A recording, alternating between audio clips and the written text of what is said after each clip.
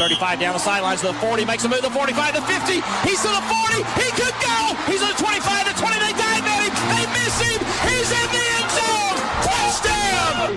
Throws off his back foot, wide open man in the end zone, leaping grab, touchdown! Launches the throw down toward the goal line, going up, ball tipped in the air, caught, touchdown!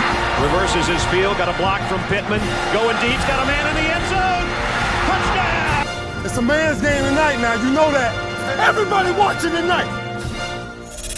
And now it's the Undefined Blitz with Chad and JC. And welcome everybody once again to the Undefined Blitz right here on undefinedradio.com. Appreciate you guys and gals tuning in to the Undefined Blitz. Football season is back in full swing. We had our first North Delta Green Wave football game of the season Friday night that we host right here on Undefined Radio every Friday night starting at 6:30. Man, it was exciting for a team that lost all their seniors last year, right? All their leadership, and these small private schools, that's a big hit. Yeah, it's a huge loss. They started out, they had introduced a brand new offense this season, spread offense, all this stuff. Okay, so They beat Indianola 48-30 with young players after falling behind early in the game, kept their composure, and after halftime, lit it almost up. Dropped a 50 burger in the opener. Yes. Like, that's an impressive, crazy. Because you didn't expect it. Like, how bad are we going to get beat this time? Absolutely. Right? That's what the feeling was. They crushed it. Johnny and Chris calling all the action right there. And kudos to my daughter for sitting here monitoring the station while I was gone on Friday night, because it's a big ask. Had to watch and make sure everything's cool. But, hey, we pulled it off. It was a lot of fun. Thanks to our sponsors for that. Because that's why we get to bring you North Delta football right here on Undefined Radio, which you can hear all across the world. And it was listened to a lot Friday night. So you not just have to be in your hometown to listen to it. You can be anywhere and everywhere and hear North Delta football. Again, it's every Friday night, 6:30 right here on Undefined Radio. And speaking of football, we got a lot to talk about. It was preseason week 2 this past weekend. So there's a lot of things that happened. Injury news happened, lots of updates with players, some situations with some contracts. We got a lot to talk about. We'll start at NFL. What we got, JC? Yeah, so right after we went off the air last week, Dalvin Cook signed a deal with the Jets for 1 year. I forget the numbers. I think it's roughly upwards of $8 million for his one season with the Jets. Who knows if that'll parlay into something long-term in New York, or if next year we'll see him play elsewhere. But adding Dalvin Cook to that running back room in New York probably makes the Jets one of the absolute best top to bottom running back rooms in the NFL. And they may not be the best, but they're one of them. Because you still have Breece Hall coming back. Yeah.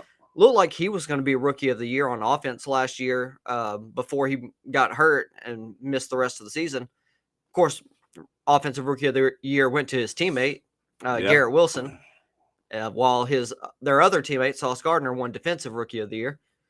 But then you add in Michael Carter, who's also in that backfield. Like, they've got a lot of dudes to run the ball. So do the Jets now become a scary team for guys in that division? I think they already were, just because when you add Aaron Rodgers, yeah, there's the we knew adding a quarterback was going to help. Yeah, it greatly, because it hurt last year. It could have been any quarterback and it would have helped, but the fact that it's Aaron Rodgers really adds so many layers to what that offense can be.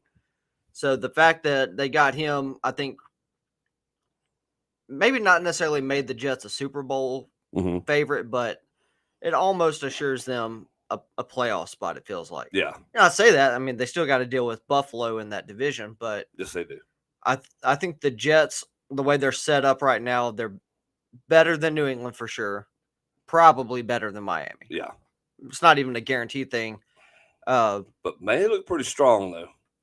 They look very strong on paper, at least. And Zach Wilson has looked great this preseason. I think the time spent with Aaron Rodgers, the fact that Aaron Rodgers has been around this offseason, something that he hasn't done the last several years in Green Bay, you've seen an elevation in Zach Wilson's game. Well, and I think you've seen some reborn passion in Aaron Rodgers.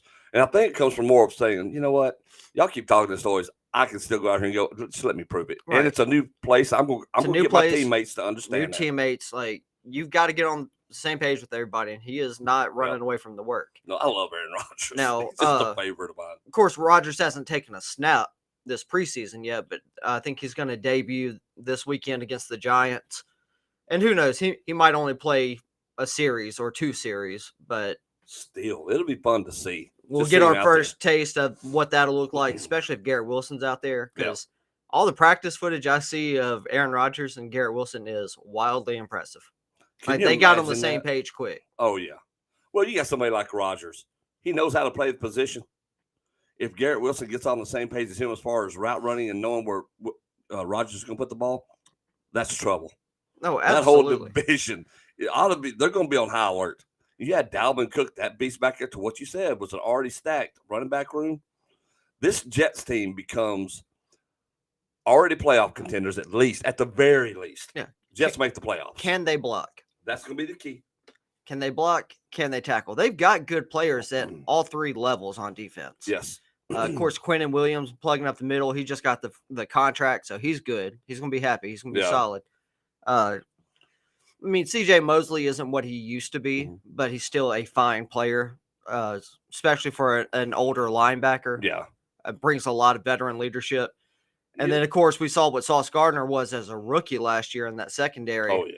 And I think he's quickly kind of becoming the guy in the secondary and who can elevate that team. We always talk about the hogs on the line, right? The ones that make the offense run. But when you got as much talent as the Jets now have on offense, even if they're not an all-pro offensive line, with the talent that's back there, with the talent at quarterback, it will alleviate some of the pressure just because of how quickly. First of all, Aaron Rodgers can read the defense and get rid of the football. He's not going to have to stay. How much of their bad offensive line was play, but also was quarterbacks holding on to the ball too long, taking too long to diagnose? It was that. It was injuries. All the things that went into this, right? Every single aspect of what can make an offensive line terrible for the Jets last year was what happened. I mean, it was bad play. It was bad quarterbacking. It was injuries. So now, if they go out there and get Aaron Rodgers killed this year, we'll understand it truly was a bad offensive line. Yeah. But we'll see. But we also saw, guys who really have no business being on the field in the NFL for the Jets, like a Mike White.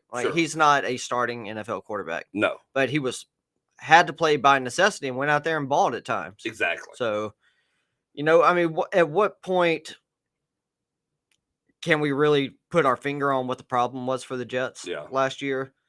But I think some of those self-inflicted wounds will be alleviated just by having Aaron Rodgers back there. Oh, I agree. 100%. What do you think about Aaron Rodgers wearing number 8, going back to his old college? I like it. Go for it, dude. You didn't want him to wear Broadway Joe's 12? No, man, dude. Because, look, Joe Namath is a legend. The 12 is retired. It is retired. But Broadway Joe also said, hey, if Aaron Rodgers comes to the Jets, he can wear 12 if he wants it. That's right. And I love that Namath is like that, right? I love Joe Namath anyway, because the whole braggadocious thing, that's when as a young age, you're like, oh, okay, that dude's cool. that's a cool guy right there, because he ain't afraid to say something. He was Ric Flair before Ric Flair. Yes, he was. Who do you think Ric Flair mimicked? It was Broadway Joe. Yeah, it was Joe Namath. And for good reason. But as a Jets fan, you have to finally feel like, oh, crap, we've got a football team. Now, whether we win or not is one thing, all or not. But we actually have a football team. We can kind of say we should be pretty good. We should make the playoffs. And everyone was wondering several weeks ago, Aaron Rodgers took a pay cut. Yes. Took a pay cut, and everyone's like, well, why is he doing that? So they could go out and make a move like grabbing Dalvin Cook. Yeah. Aaron's got money. He knows he's got money. Yeah, he don't have to worry about it. He's like, dude, what kind of program can we build? I'll still going to get paid great money. It don't have to be the best money. Yeah, but he took a huge pay cut. He took a huge one. It wasn't a small, insignificant amount of money. It was massive. But I think it makes his cap hit for next year bigger than it was. And it was already massive. Yeah. So, but I don't think they care about that. They'll work around a lot of stuff like that. If it gets them a Super Bowl, they won't care. Exactly. And I would kind of, man, that's such a tough thing. Unless the Jets face the Cowboys, I want to see what the Jets will do. and if they could dethrone everybody, because that would be a cool story. Oh, absolutely. That would be and I would love it because it shuts down so many Aaron Rodgers haters out there, of which there are aplenty, just because of how he lives his life mostly. And that's really what it comes down to. I would love for him to shut all those guys up. That would be just great. That would be awesome to me. What else we got? I'm sitting here looking. Of course, we talked about some of the injuries. Cowboys rookie linebacker, DeMarvion Overshown, a.k.a. Demo. Yep. Suffered a season-ending ACL injury. He's not the only one. No, I mean, this happens to teams all Yes. over the place. It's just rough when it happens to these rookies, these guys that especially if you spent a relatively high draft pick on them, like Yep. I think Overshown was a third rounder. That's right. You hit them with that kind of draft capital on a player. You want to see what he's got, and especially he was showing out in training camp. Yeah, and in the games, like he was playing well in the games. And then for him to go down the way he did, everyone says preseason games are meaningless. They're not totally meaningless. For They're veterans, not. yeah. For veterans, sure. They're meaningless. But for a young guy, like a second or third year player that hasn't played a lot, or for a rookie who's getting his first taste of the NFL, those snaps matter. They do. They definitely matter. And so to see him go down like that, that was pretty rough.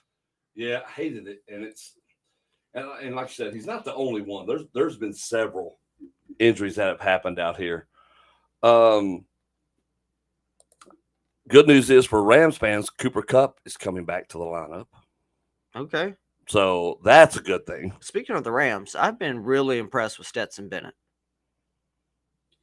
He has played well in the preseason. He's not going to play this year. No, fingers crossed. Well, yes, fingers crossed. He's not going to play this year. That's right. If you're a Rams fan, you would much rather it be Matt Stafford. But I think all in all, he's been very impressive. Bolden's out of the hospital, so that's a good sign. Which Bolden? Was it Anquan? No, Anquan's retired. I mean, not Anquan. Anquan. A long time. Isaiah Bolden. Okay. Oh yeah, he's the one who had the horrendous injury in the Patriots game, right? And they called the game. That's right. Exactly, because it was pretty scary looking. But he is out of the hospital. And and look, we're not going through all of the preseason football games that happened this weekend. We're not really doing that because there's no point. But there has been some. Yeah, I'm looking. Who's been your most impressive team right now in the preseason? I say, and this is the problem. Not team, players. That's what I was getting at, right? Because again, like we were talking about earlier with like Seattle, we were talking beforehand how Seattle's commentator team were impressed with how great Seattle was handling Dallas the other night, and Seattle was playing their starters. The Cowboys were playing the rookies and their backups. But you gotta play the guys that are out there, or at least comment on the guys that are out there. So like for the Browns, Cedric Tillman, the wide receiver out of Tennessee, has been really impressive. He's made some really good plays as far as running his routes and run after catch, but he's shown that he's a willing blocker, which is great.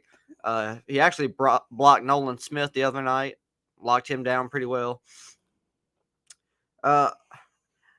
Bryce Young, it's weird. I don't know how to feel about how Bryce Young's played, largely because he's running for his life every single play. That's right. Like the Panthers' offensive line is that bad. Now, yes, when we were talking about the Jets, is a whole different situation in Carolina. Yeah, it's an absolute train wreck. It's bad. Bijan Robinson looked great the other night. He got his first preseason action. Oh, Bijan. I think his very first touch, he bounced out for a 12-yard gain. Looked good. He had a one-handed snag on a screen pass that he turned up the field and picked up another first down. That's a whole load of a man right there. Yeah, so Bijan, big body back. Think slightly smaller Derrick Henry with pass catching ability. That's how he plays. Yeah, exactly. Zeke suited up for the Patriots. looked pretty good the other day in practice. Had a little pep in his step. Oh, he looked huge. He did look like a big dude. Like he went and he actually found the tree where the Keebler elves live. And started munching. Yeah, and just went to town on the snacks. But he has some quickness to him. He found the kitchens at Hogwarts where Yes, the he elves did. would just bring him all the food he wants. Yes, he did. Lions rookie Jack Campbell has played very well. He didn't start against the Jaguars, and I mean the Lions were beat soundly. But he held his own. He was solid in coverage. He lined up a little bit in the slot, covering backs out of the backfield, cover tight ends. He put a tight end on his back, which was great.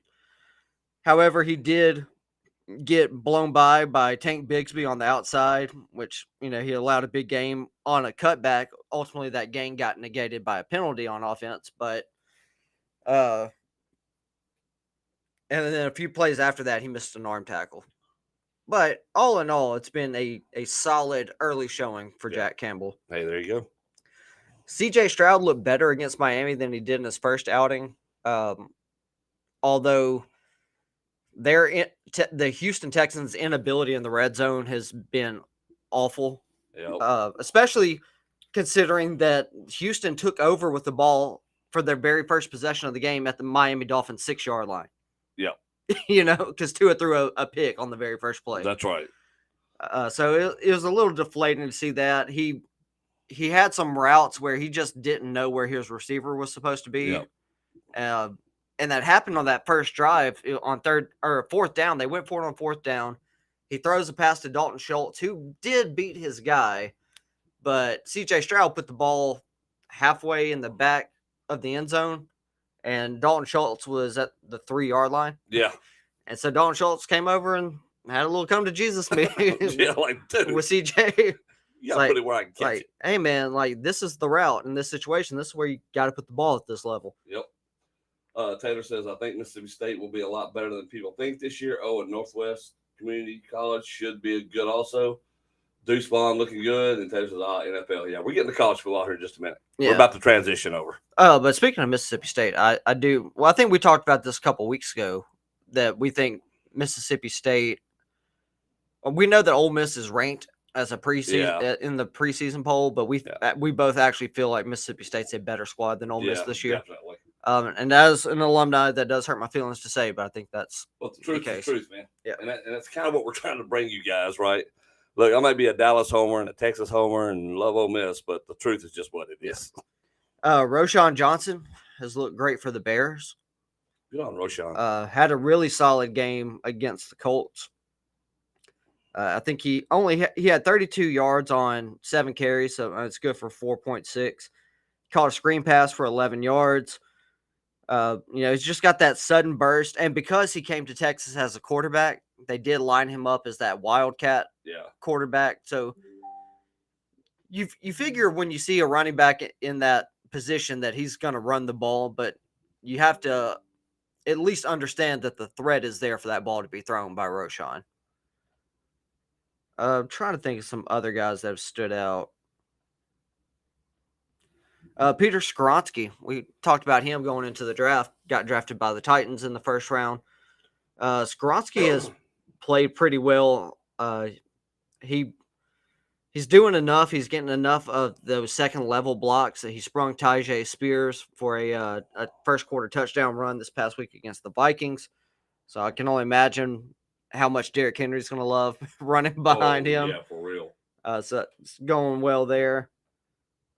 Let's see. You know who I haven't heard about in the Cowboys preseason? Like their actual games? Mozzie Smith. The Cowboys first-round draft pick. I haven't heard the first thing about him in game situations. Yeah, I hadn't either. I've only heard the tape afterwards, what people said about him. I've heard all the practice stuff. So, some of the reports coming out of the Cowboys game against Seattle that too many times the center and right guard were able to control Mozzie Smith with their hands and feet. And they moved him off the line of scrimmage and stoned his advances on pass plays. Mozzie Smith ended up on the ground on a long Zach Charbonnet run in the first quarter. And Mozzie played most of the game. He got upfield a bit more and was holding his ground better against double teams when facing reserve linemen. But he was still pushed downfield and was not able to shed blocks or split blocks to get to the football. You think Dak will have more than 5 interceptions this year? Well, yes. I do too. I don't think he's going to have 15. No, I don't either. But I think he'll have it. But I think he'll have more than 5, yeah. I'd say around 8 or so. Because Dak Prescott has these things called balls. Yes, he ain't afraid to shoot it into a game. Yeah, he'll try any throw. I mean, he's not afraid of it now. He's more of a gunslinger than people give him credit for. Because at first he wasn't in his career. No, he wasn't. But now he takes those chances, and I'm all for it, really. There's a risk-reward factor. You can't get the big play if you're not trying the big play. Yeah, if you play it safe, you're never going to win.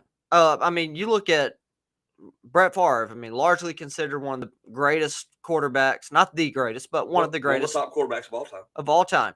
He threw a ton of interceptions. Yes. A ton. Yeah. Actually, he has the record for the most interceptions thrown in a career because he never saw a window he didn't think he could fit the ball into. The Cowboys still won 12 games last year.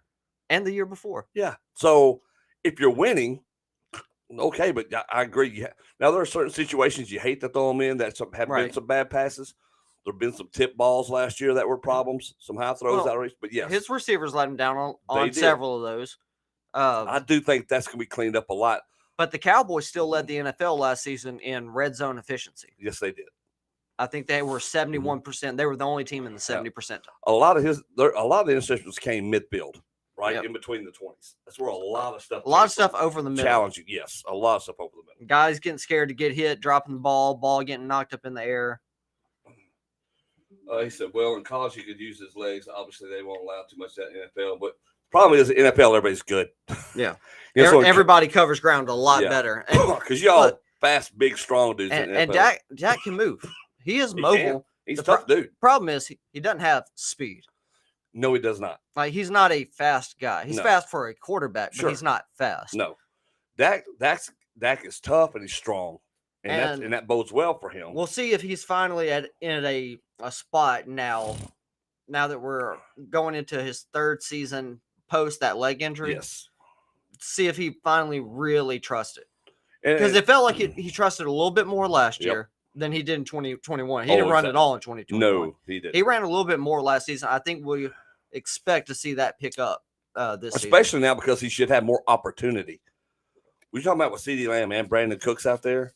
And then, of course, you got Michael Gallup. And Jalen Tolbert's played really well this preseason. And your tight ends are looking pretty good.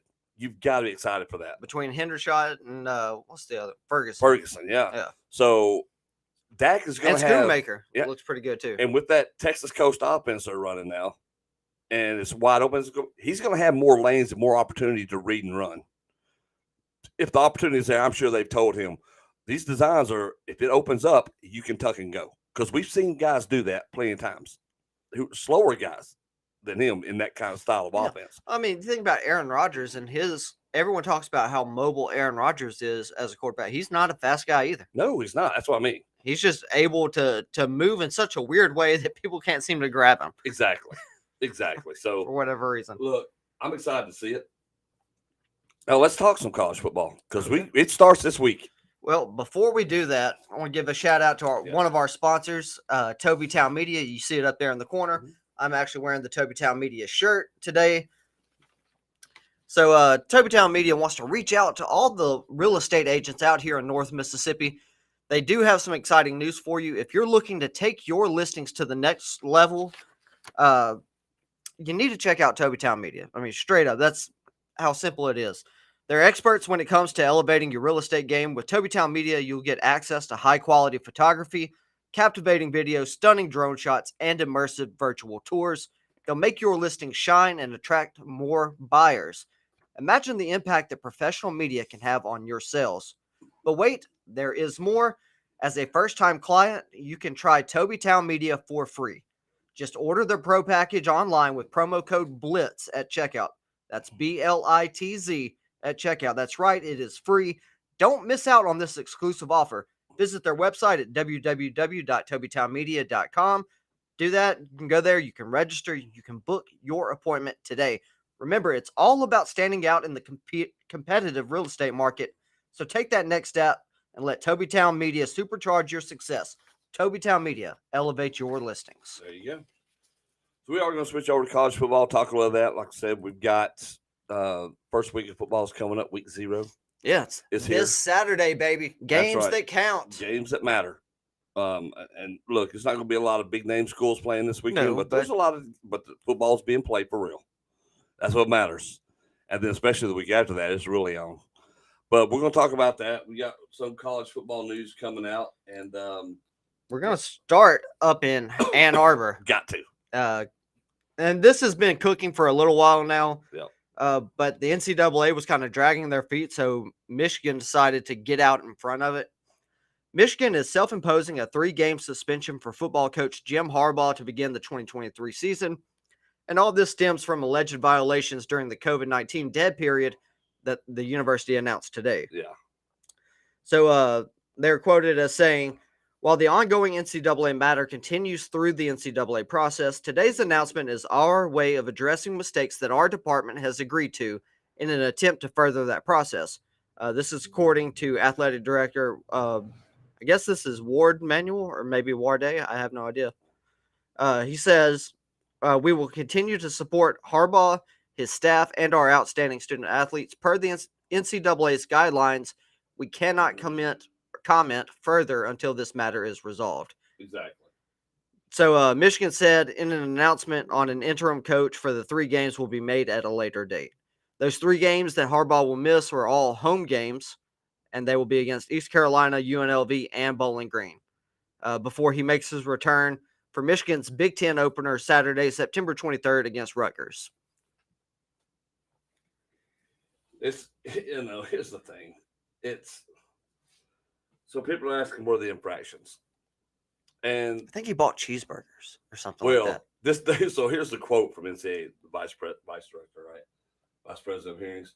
He said the Michigan infractions case is related to impermissible on and off campus recruiting during the COVID-19 dead period and impermissible coaching activities, not a cheeseburger. so they had to actually say it, right?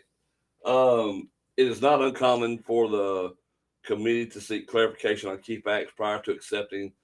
They also may reject the negotiated resolution if it determines that the agreement is not in the best interest of the association.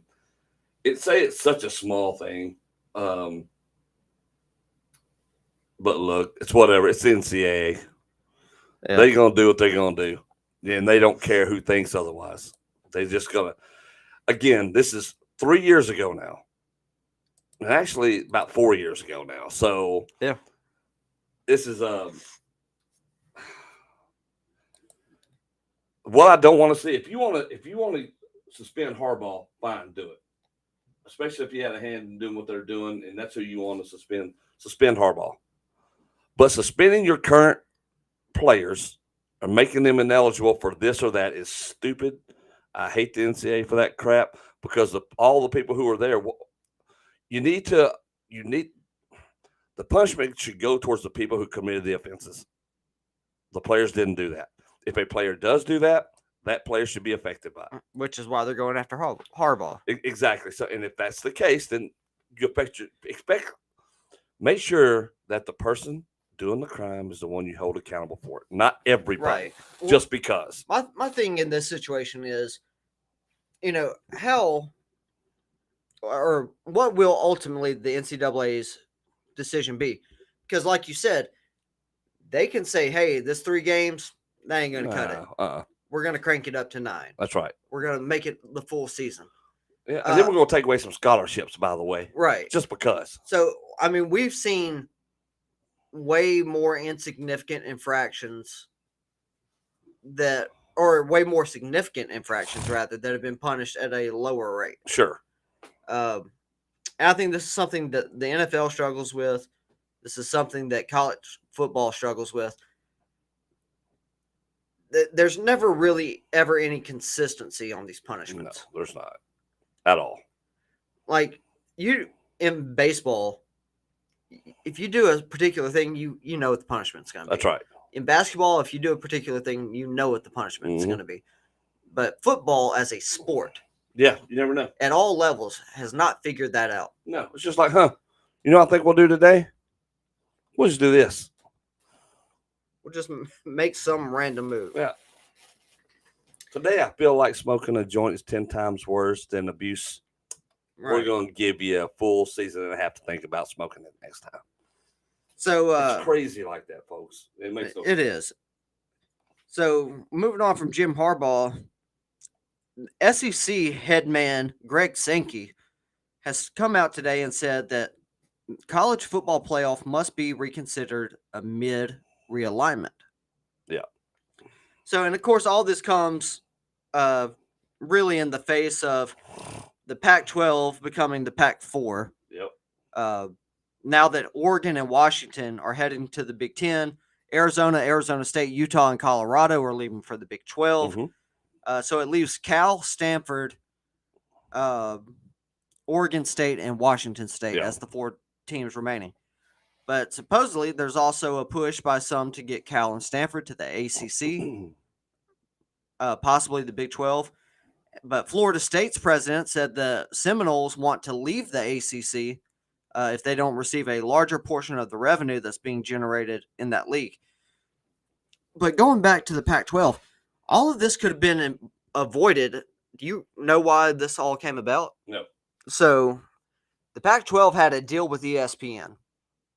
ESPN came to the Pac-12, said, hey, for all 12 teams, your college or your conference championship game, $30 million a school, which is a big deal. That's a lot of money. It's a lot of money.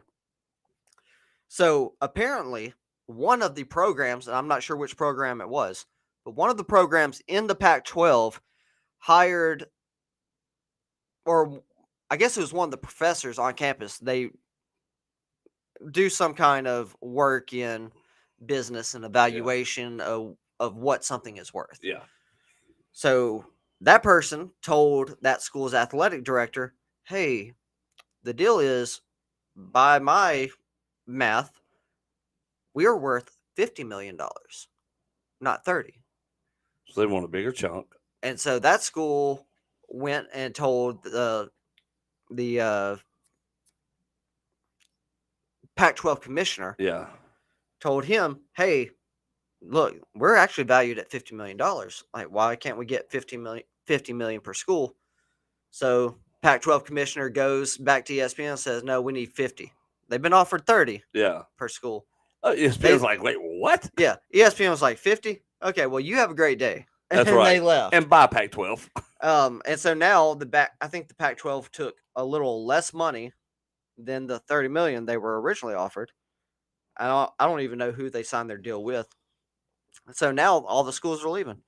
Or, like I said, Oregon and Washington are going to the Big Ten. Arizona State, Utah, Colorado are going to the Big 12. UCLA, USC are going to the Big 10.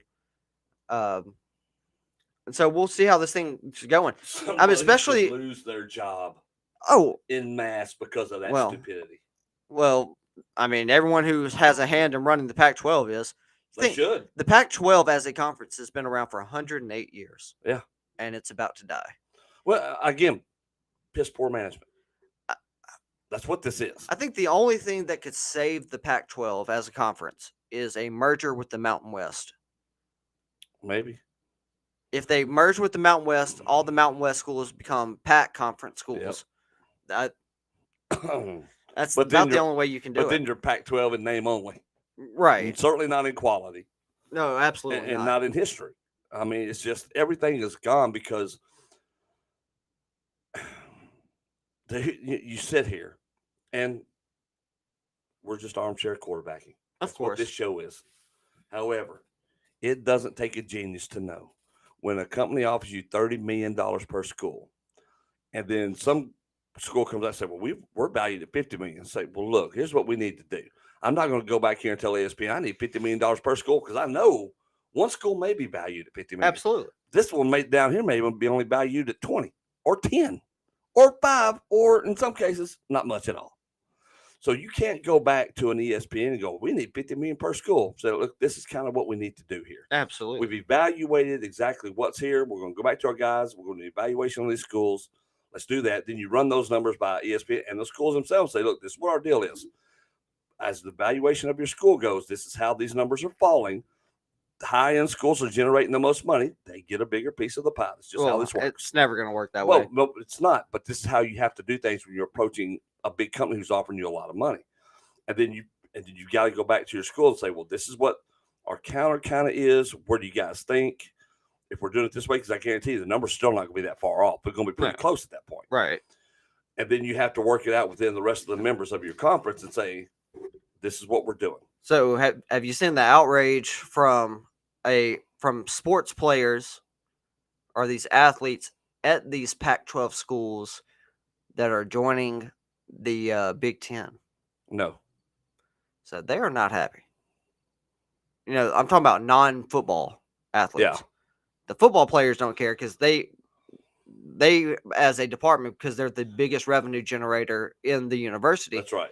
Like they'll get their flights out to Rutgers to play a game or wherever. But everybody else. But, if you're a softball player at Washington, like it's not going to be convenient for your family to travel all the way out to the East Coast to watch you play. No. It's just not. No, that's true. Especially, if it's a 3-game series or 2 games or whatever it might be. Or, even if you're not, well, I guess, Penn State's out there on the East Coast, Maryland, like there's a lot of schools out there. But now the Big Ten conference has become a coast-to-coast conference. And so I think it's really going to impact smaller sports. The ones that don't, the ones that don't drive revenue are going to end up hemorrhaging more money than they might be worth in some cases, and might result in those particular sports not being played at these universities anymore. And that's a tragedy. And then ultimately what will happen is after we've made these massive super conferences and because people got so greedy, it's going to have to break down back into regional conferences. And that's what'll happen. That's how the cycle's going to work. It may not happen for 30 years. Yeah, but it will eventually work back out that way. It's going to have to. Yeah, there's no choice, right? It's going to be one of those things where unless football is generating so much money it can float all the other departments. I mean that. Well, and that'll be the thing too. It's going, and I think the only way to save it would be like there'll have to be such a high revenue generator that you can go. But the problem is these smaller schools are going to suffer the most because of it. Absolutely. The bigger schools will be able to afford to say, because they get money coming in from a lot of different areas. But you think even in these conferences, like it'll be easier on a school like Oregon to go play at Rutgers than it will be for, really for Rutgers to go play at Oregon. No, that's true. Because it'll be Oregon schools can afford to go. Yeah, it's Rutgers, not so much. It's easy for a USC to go play at Maryland. It's a little harder for a Maryland to go play at USC, especially what if they have to make 2 trips? They got to go play at USC and then later in the season have to go play at UCLA. That's right. Which, I mean, Maryland's at one point was a super strong program. They're not anymore. And I don't know what their financials are. I'm just saying, if you talk about brand, the USC, the Oregons, they're bigger brands. Very true. And now you got the SEC that's adding Oklahoma and Texas. So, I mean, what is going to end up being enough teams in the college football playoff? I think 12 is perfect. I think 12 is great because then you can still get the outliers in the bigger conferences. Because now that you got these 4 big conferences, your top 4 seeds get the first round bye, like the old NFL playoff used to be. Let those guys have your first round buys, and then you still got 8 positions that you can still fill with better records, and you can start working it like, okay, well, still. One thing we know in college football is really once you get past like that 5th or 6th team, it's a lot harder to make arguments. It is. Now you're just trying to say, okay, let's appease some folks here. But when you get those 12, yeah, you get those 12 teams in the playoff. Is anyone really going to be? I mean, of course, the school who's the 13th, number 13, they'll always be upset. Yes. Absolutely. Absolutely. But who cares? I don't. Outside of the fans of that school, who is really going to care that? Oh, they made my school number 14, and we no get to go That's right. playoff. Exactly. That's because if you're the 13th best school, I don't want to see you taking on number 5 in the first round of the college football playoff because you're probably going to get it handed to you. Exactly. And here's the other thing too, though. But here's one of the flip sides of all that. A conference like the SEC, who is the strongest conference and will be definitely the strongest conference after the next year. The after Big Ten, maybe. Well, Big Ten, sure. Because the Big Ten's about to be like 18 schools. Well, no doubt. But I'm talking as far as actual powerhouse schools in that. When you start looking at teams, the SEC is super strong. But what that means for the SEC is teams who weren't taking quite so many losses maybe handed an extra loss here or there, right? So and they will, because we looked at the schedule this summer when it came out, and it's going to be rough for everybody. It is, and that's going to be another thing that the college football playoff people are going to have to start looking at, going, we really going to have to do this, because you may have a team that's actually ranked lower because they've suffered an extra loss, but it's still a better team than a team ranked maybe 2 spots above them. Yeah, absolutely. And then when they get matched up, just destroy that other team. I mean, I can see a situation where, let's say, number 10, let's say, I don't want to say Alabama. I think Alabama will be higher than that. But let's say number 10. Well, you know what? Let's just run it. We'll run number 10 Alabama. Yeah. We'll say that. All right. Because we'll say Georgia won the SEC. All right. They're number 1. Say Alabama loses 2 games. We'll say Ohio State's number 2. We'll say Clemson is number 3. Yeah. And we will say, well, we'll probably have to. Actually, Alabama will probably be 4 in this situation. They probably would. Oh, or Michigan. But for the sake of argument, if you had a number 10 Alabama team and they get matched up against a number 7 Florida State, or a number 7 Baylor, or TCU. That's right. Like Alabama's gonna come in there, they're gonna whoop some ass. Exactly, because Alabama truly is better than a number 10 ranked team. Absolutely. All right, but that's according to the win losses is where they'll start putting them at, because that's how these things work. But I mean, and the thing too is, how many times in the NFL have we seen, a team that played every one of their playoff games on the road? Mm-hmm. They got in as a wild card, played every game on the road, won a Super Bowl.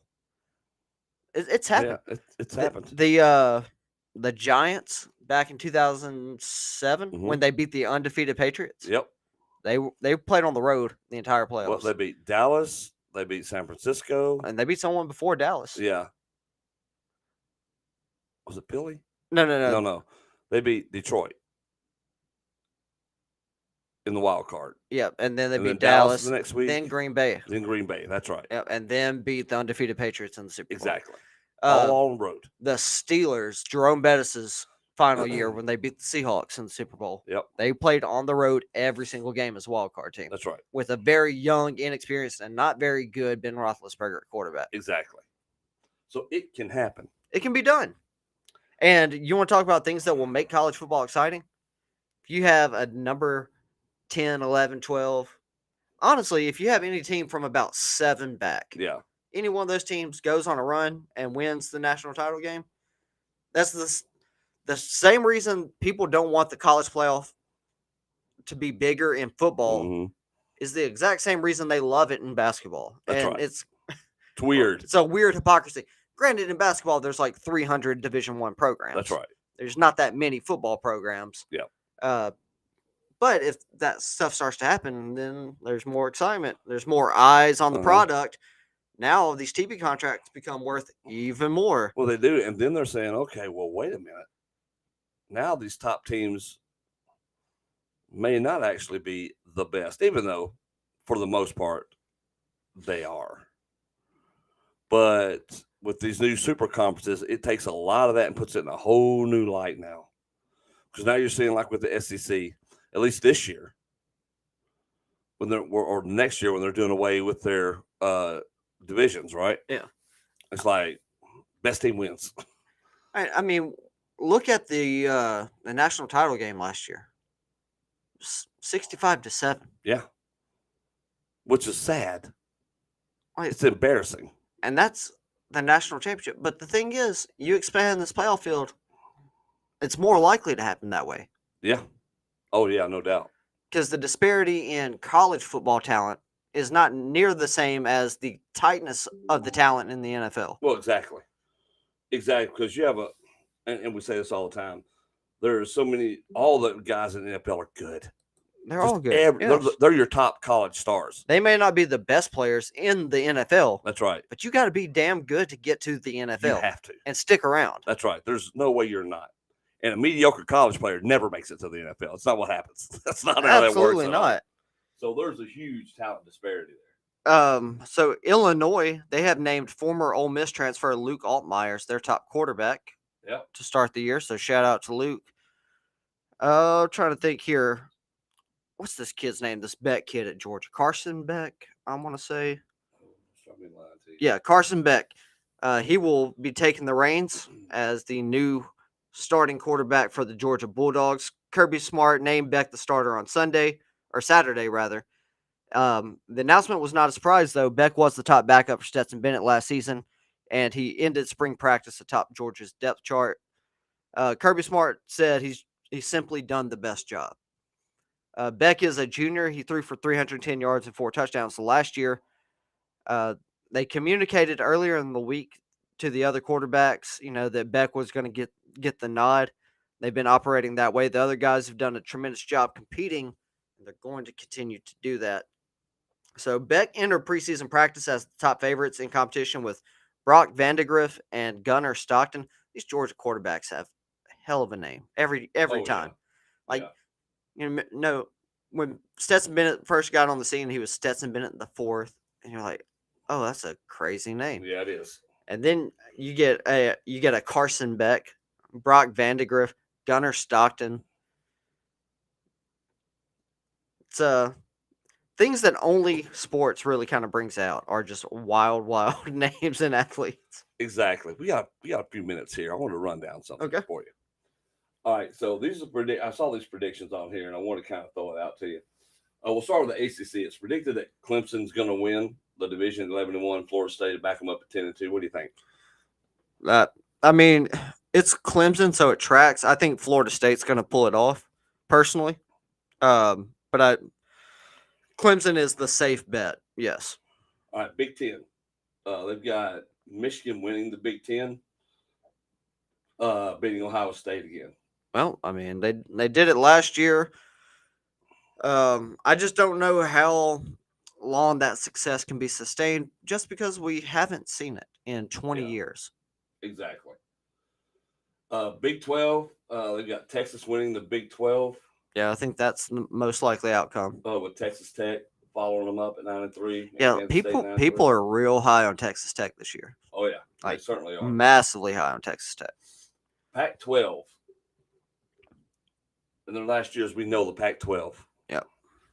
They've got USC winning the Pac-12 at 11-1, Washington 10-2, and Utah at 10-2. That tracks. I'm surprised Oregon's not a little higher, but yeah, I think they got them at 4 on the prediction scale here. And finally, the SEC, of course, Georgia winning at 12-0, LSU coming in 11-1, Alabama coming at 10-2 overall.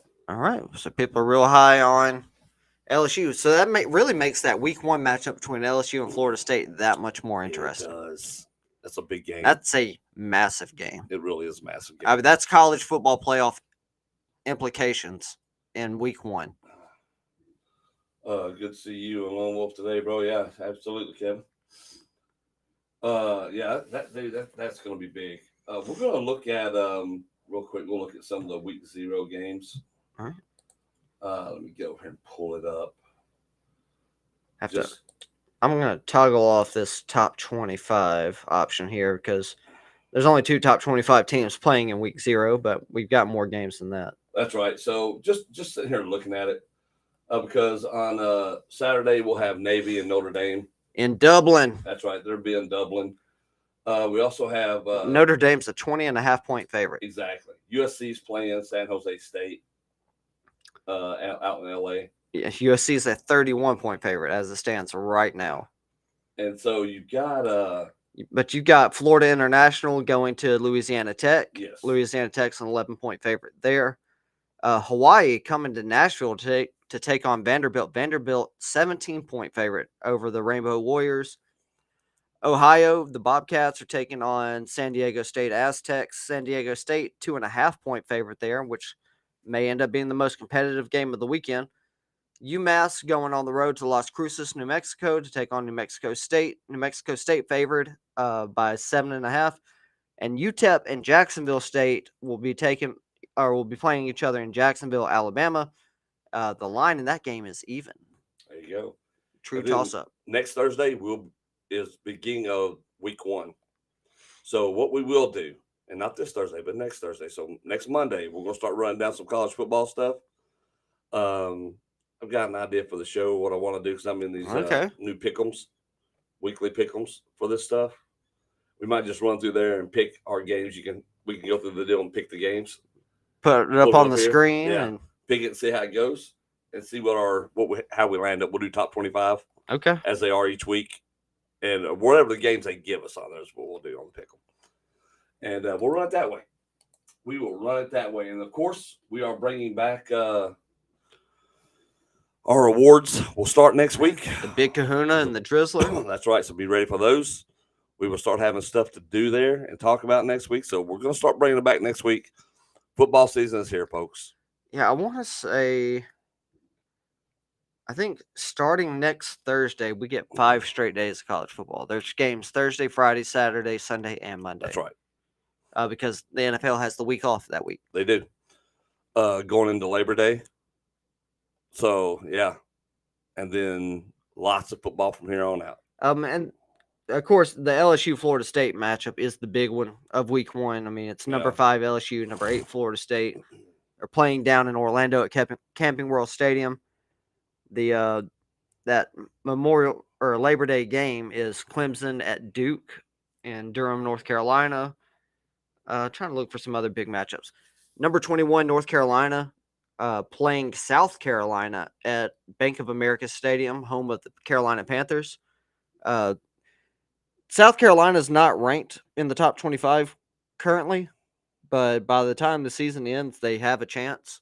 Spencer Rattler really came alive late last season. I think he's looking to continue that. So that'll be an interesting start to the season between those two teams there. Yeah. Oh, can't wait. Can't wait. Here we go. It's that time, folks. Excited about it. We appreciate you guys, gals, tuning in this week. Thanks for riding along with us. It starts in earnest next Monday. We're going to start getting back to the grind of calling these games and picking out winners and losers. And you guys can throw your 2 cents worth in and what you think as we go through the games. Absolutely. That's what we're going to try to do. And we'll hit it. Guys, we appreciate it. We'll see y'all next time.